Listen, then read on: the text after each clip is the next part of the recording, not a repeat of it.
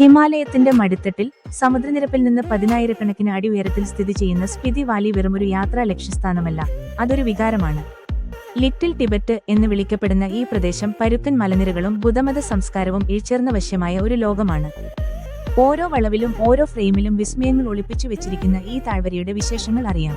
തരിശായ മലനിരകൾക്കിടയിലൂടെ ഒഴുകുന്ന സ്പിതി നദിയാണ് ഈ താഴ്വരയുടെ ജീവൻ.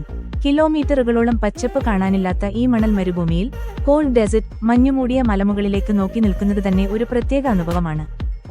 ഇവിടെയാണ് ഏഷ്യയിലെ ഏറ്റവും ഉയരത്തിലുള്ള പാലങ്ങളിൽ ഒന്നായ ചിച്ചാം പാലം സ്ഥിതി ചെയ്യുന്നത്. ആഴമേറിയ കൊക്കയ്ക്ക് മുകളിൽ നിർമ്മിച്ച ഈ പാലം ഏതൊരു സഞ്ചാരിയുടെയും ഉള്ളിൽ ചെറിയൊരു പേടിയും വലിയൊരു അത്ഭുതവും നിറയ്ക്കും. സ്പിതിയിലെ ഗ്രാമങ്ങൾ ഓരോന്നും വിസ്മയങ്ങളാണ്. ലോകത്തിലെ ഏറ്റവും ഉയരത്തിലുള്ള പോസ്റ്റ് ഓഫീസുള്ള ഹീഗിൻ ഗ്രാമത്തിൽ നിന്ന് പ്രിയപ്പെട്ടവർക്ക് ഒരു കത്ത് അയക്കുന്നത് സങ്കല്പിച്ചു നോക്കൂ. അതുപോലെ തന്നെ ലാംസയിലെ കൂറ്റൻ ബുദ്ധപ്രതിമയ്ക്ക് താഴെ നിൽക്കുമ്പോൾ അനുഭവപ്പെടുന്ന ശാന്തത വിവരണാതീതമാണ്.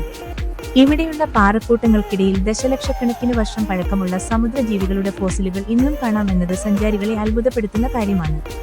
സ്പിതിയുടെ ആത്മാവ് അവിടുത്തെ മൊണാസ്ട്രികളിലാണ്. 1000-ലധികം വർഷം പഴക്കമുള്ള താവോ മൊണാസ്ട്രി, പാറക്കെട്ടിന് മുകളിൽ ഒരു കോട്ട പോലെ തലയുയർത്തി നിൽക്കുന്ന കീ മൊണാസ്ട്രി എന്നിവ അവിടുത്തെ പ്രധാന ആകർഷണങ്ങളാണ്.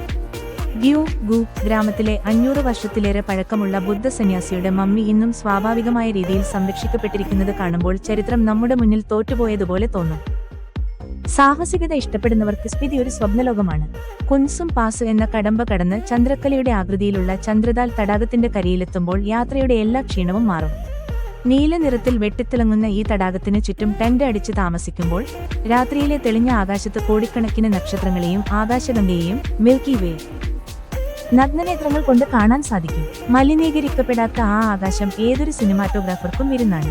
സ്പിതി സന്ദർശിക്കാൻ ഏറ്റവും അനുയോജ്യമായ സമയം ജൂൺ മുതൽ സെപ്റ്റംബർ വരെയാണ്. ഷിംല വഴി കയറി മണാലി വഴി ഇറങ്ങുന്നതാണ് ഏറ്റവും നല്ല റൂട്ട്. ഇത് ശരീരത്തിന് ഉയരത്തിലുള്ള കാലാവസ്ഥയുമായി പൊരുത്തപ്പെടാൻ അക്ലൈമറ്റൈസേഷൻ സഹായിക്കും. യാത്രയിൽ BSNL കണക്ഷൻ കൈവശം വെക്കുന്നത് വാർത്താവിനിമയത്തിന് ഉപകരിക്കും. കഠിനമായ തണുപ്പിലും പുഞ്ചിരിയോടെ അതിഥികളെ സ്വീകരിക്കുന്ന നാട്ടുകാരും അവിടുത്തെ തനത് ഭക്ഷണമായ മോമോസും തുപ്പയും ബട്ടർ ടീയും ഈ യാത്രയുടെ മാറ്റുകൂട്ടുന്നു. ഈ വീഡിയോ നിങ്ങൾക്ക് ഇഷ്ടപ്പെട്ടുവെങ്കിൽ ലൈക്ക് ചെയ്യാനും ഷെയർ ചെയ്യാനും മറക്കരുത്. അടുത്ത ഒരു യാത്രയുമായി വീണ്ടും കാണാം.